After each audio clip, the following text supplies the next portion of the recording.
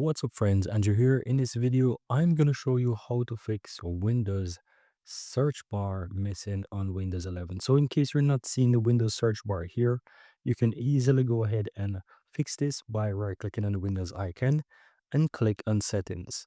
Once you're in settings, you want to go in and click on personalization on the left side. Scroll down till you find taskbar and click on that. No, you will find the search at the top, and in case you see that it's showing hide, that's the reason why.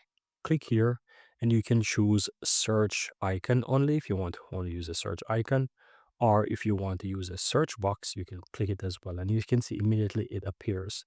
And so you have a few options. You have the search box, then you have the search icon with label, just like this, and you also have the option that says search icon only, and it looks like this. But whichever one is showing up, if you want a search box, just go ahead and select it, and then that's it. You don't even have to click apply, just close out of the window there, and that's it.